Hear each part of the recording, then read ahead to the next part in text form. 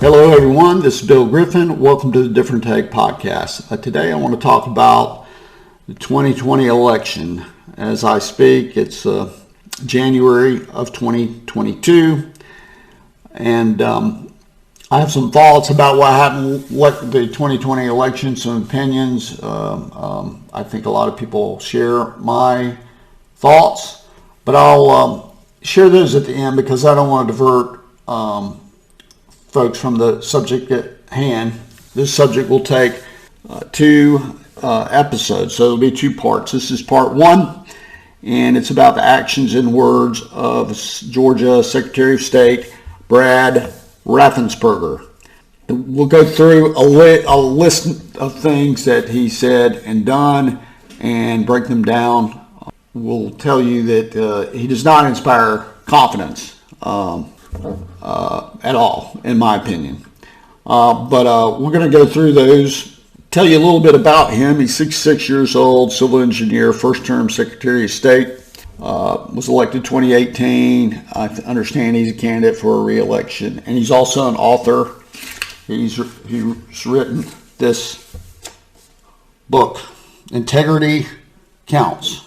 And I just say, if you've got a title of the book, Integrity Counts, maybe it really doesn't count. And I'll talk more about that later. So I want to get right into it. Prior to the election, the general election in November, the primary in Georgia was held in June 2020. And according to CNN, this is a story September 8th, 2020. Raffensperger claimed that there were 150,000 votes who applied for an absentee ballot and then showed up on election day. This is the primary in June, to have their absentee vote canceled during the primary. Raffensperger said 1,000 people of that 150,000 double voted, knowing full well that they had filled out an absentee ballot and mailed it back in and then showed up on the day of election. Raffensperger repeatedly claimed that these findings did not expose issues with the state's voting system, a claim that was met with skepticism from nonpartisan. So he's claiming that 1,000 people double voted in the primary. The stakes in the general election is far higher in 2020 than the 2020 primary. To think that there were 1,000 people that double voted, then you have to ask, well, what else went wrong? And of course, a lot of accusations were made after the November election.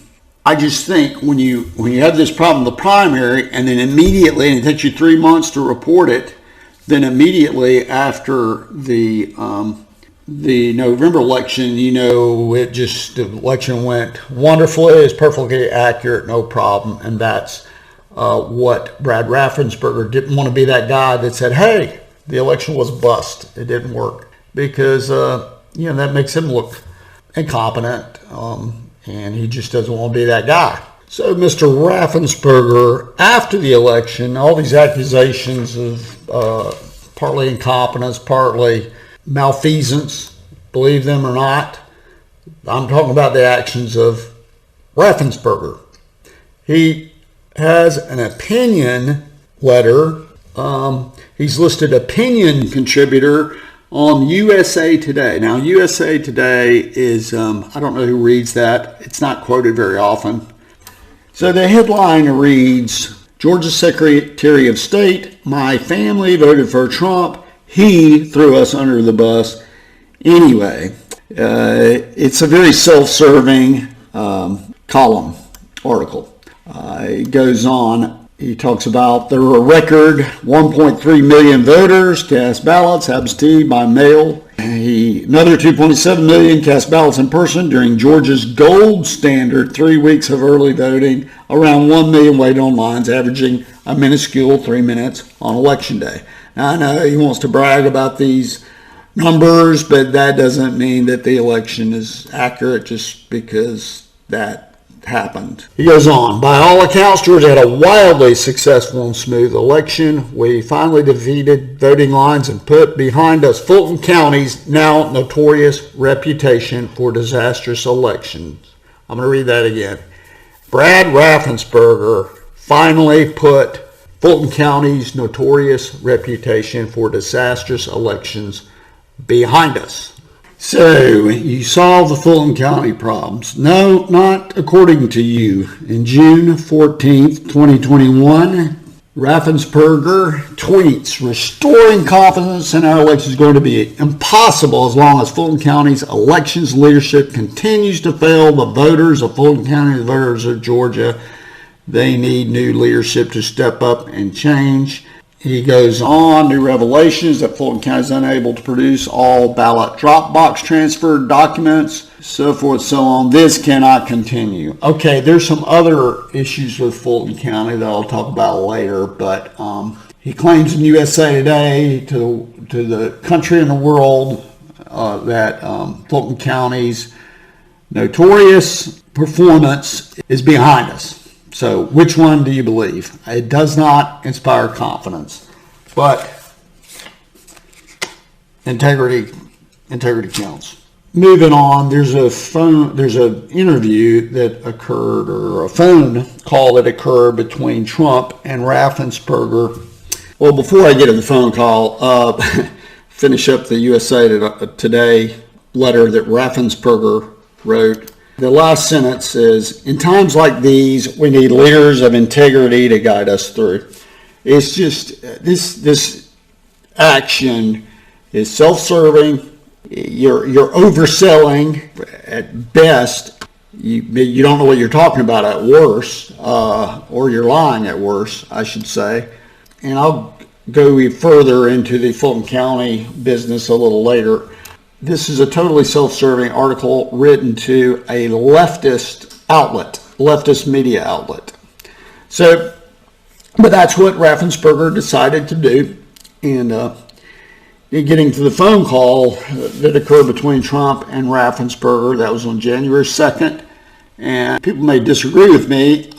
That's fine. I don't think any rational person could listen to that phone call and come to the conclusion that Trump was asking Raffensperger to fabricate out of thin air the votes necessary for him to win the election. I think the entire gist of that conversation was, you don't know who won. You don't know who won. You may listen to this and not agree with it. If Biden had lost to Trump or Trump been declared the winner, I think a lot of people would have flipped sides on whether the election was a bust or not. But at any rate, in my opinion, you can't rationally think that Trump was trying to convince Raffensperger to fabricate votes that did not exist, or to remove Biden votes illegally. But at any rate, I want to deal with Raffensperger's actions, not Trump's actions. Raffensperger is where I want to focus on. And he did an interview on Fox News that is probably one of the strangest interviews I've seen ever by a political official. And I'd like to break this down for you. Is it true that he had made an attempt to speak with you about this 18 times? Can you confirm that? Apparently so, but he was calling a number that really wasn't the appropriate number, whoever was calling from the White House. I know he reached out, Chief of Staff Mark Meadows reached out to my Chief of Staff a week or so ago, but I wasn't interested in meeting them because there was this ongoing litigation. But anyway, we had a phone call Saturday afternoon. My general counsel was on the call, and So this is mistake one in this interview, where he's trying to paint this picture that the president or the White House couldn't reach him to schedule a phone call. That was mistake number one.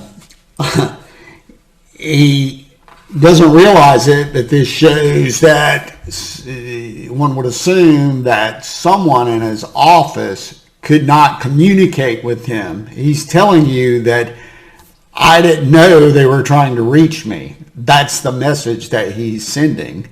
in this interview, and that means that his staff didn't get in touch with Raffensperger to tell him that the White House wanted a phone call. Without realizing it, he's admitting that he's such a poor manager that they can't even reach him. His own staff can't reach him to tell him that the president wants to talk to him. The idea that the president of the United States could not get in touch with anybody that they want to is ludicrous. So that is, in my opinion, mistake number one. It doesn't matter who's president. That is mistake number one, because it shows Raffensperger is not very competent, in my opinion. Second mistake is this idea that, well, I didn't want to meet with him a week ago, and but I did meet with him, and he doesn't explain the change of heart. It's mistake number two. And here's the next clip. Yeah. Why did you decide to take the phone call this time? What was different this time? I didn't know it was being recorded. I just was at my home with my wife, and I had it on speakerphone, but I didn't record anything at my house. But I was making notes. But also then on Sunday morning, he put out a Twitter. I thought we had a private conversation, just not left unsaid. It was private, but I saw it was man-to-man, just having a conversation. And, and so with the President of the United States. But then he goes out on Twitter the next morning and says stuff that's not true. First of all, he releases that we did have a conversation. So I didn't see what the issue was. Then obviously we did have a conversation. The whole world knows. He's got 80 million Twitter followers.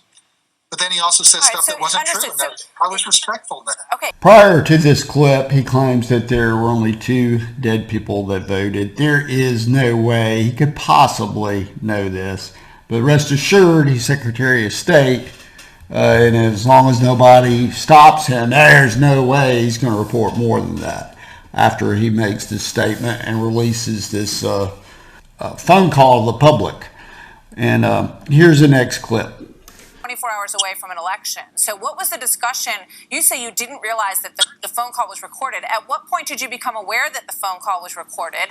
And tell us about the decision to release the phone call, the audio of the phone call, to the Washington Post. I think it was after Sunday when the Twitter came out. I didn't see it, or anyway, I became aware of it. And anyway, so that's recording is out there, and now people can look at what was the entirety of the comments that were said, and then they can see what he said versus what I said. Were you consulted, and did you okay the release of the phone call? Did you say, okay, let's go ahead and release the audio of the phone call? The information's out there, and it is what it is. Mistake number 4. He claims he did not know the call's been recorded. Okay, that either means that someone recorded by accident, which makes no sense at all. That's complete incompetence. Or he's such a poor manager that with the President of the United States, he's not going to be informed by his staff. In other words, his staff, someone on his staff recorded the call, made that decision, did it without even informing him or getting his approval. That is ineptitude that he's admitting to, and I don't even think he realizes this, how bad this comes across. It almost sounds like it's an accident. It was just an act of God that the phone call got recorded. So I think this is mistake number 4.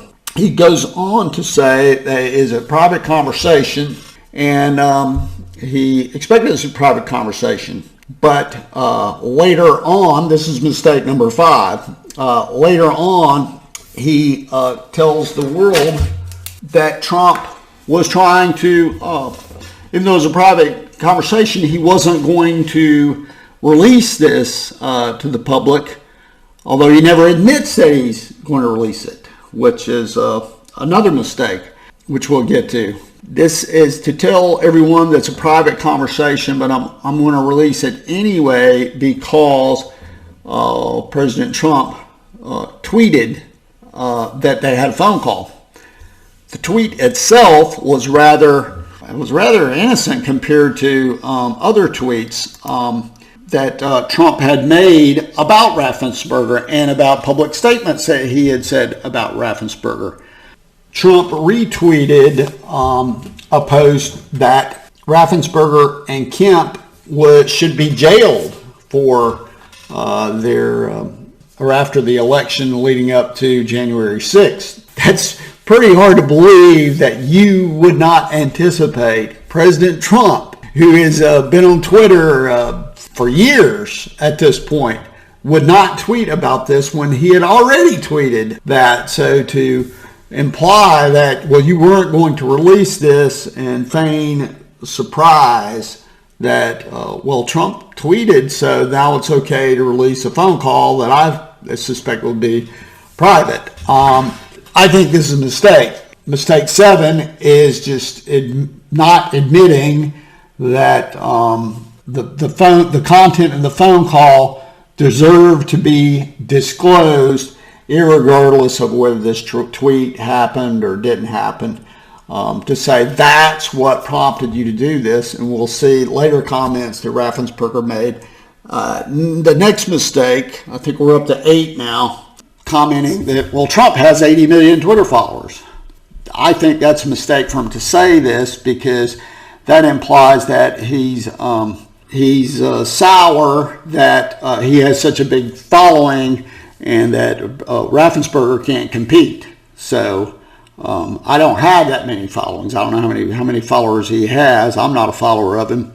Just making that comment, it's kind of, what point are you trying to make other than he's popular? I just think it's a mistake for him to have made that comment. But this interview is a total disaster, as you'll see in the next clip. So mistake number 9, he doesn't answer the question. He evades the question. Mistake number 10 is he not only evades the question, he delivers an incoherent explanation. So he doesn't answer either the question, when was he aware of the phone call being recorded, and when he decided, or how it was decided, or who decided to release this. There's 2 mistakes there that I think are pretty bad. And this is the next clip. But were you consulted, and did you okay the release of the phone call? Did you say, okay, let's go ahead and release the audio of the phone call? The information's out there, and it is what it is. That's not an answer to my question. Are you going to answer my question? Were you aware of the decision, and were you in favor of the decision to release the phone call, sir? I think that we had to respond to the president's Twitter, and we responded with the facts that were in the call, and that's how it got out there. So now the world can just see what was in there. They can make up their own decisions, listen to the whole thing, both sides of the aisle, right down the middle, and they can make their own decisions. All right. So, I mean, that's pretty clear that you were aware that it was going to be released and that you were okay with it. Mistake 11, he refuses to answer the question at all. No one on either side, whether you love or hate Trump, that has nothing to do with Raffensperger's actions. This was an important question for Trump supporters, probably not an important question for the Trump haters. They don't care. As long as it got released and Trump looked bad, they're good with it. He's no hero here in anybody's book by just totally evading the question. He could have just owned it, but he chose not to. But still, integrity counts. This is the last clip I'm going to show you coming up. This evening, but I just want to ask you once again to respond specifically to Senator Perdue, who said that he thought it was inappropriate and disgusting to release this audio. How do you respond to him on that charge? Senator Perdue still owes my wife an apology for all the death threats she got after he asked for my resignation. And I've not heard one peep from that man since. And he wants to call me face-to-face, man-to-man. I'll talk to him off the record. But he hasn't done that. So do you think, it feels like this is very much about a grudge and between you and the president and between you and Mr. Perdue? Martha, it's really about getting the facts out. Okay, this is about a dozen mistakes that he makes in this interview when you break it down. There's no connection between David Perdue asking for his resignation and any threats on him or his wife. There's no connection. That would be a ridiculous thing for a politician to do, to make a threat.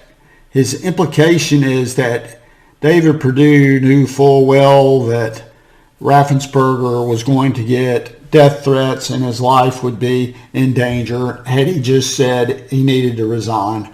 That's ridiculous. It's silly. It's petty. It's just a mistake. There's no connection. There's no logic to it. It's total emotion there. And Martha MacCallum brought that out, made that point after this clip. You can watch this interview. It's easy to find. If you think I'm taking anything out of context, I'd love to hear that. But the interesting thing is he said was not aware of this recording. Raffensperger claimed according to NBC News, this was on January 4th, same date of the Fox News interview. He says, according to this report, ultimately the call happened after White House staff pushed for it, said Raffensperger. While he said he didn't personally record the call and doesn't know who released it, he said he is glad it was made public. So in the Fox News interview, he doesn't answer this question. Remember how this thing was released to the public. And then at the same time, he said, well, we wouldn't have released it had he not tweeted. It sounds like you're a liar. That's what it sounds like. Very, very strange.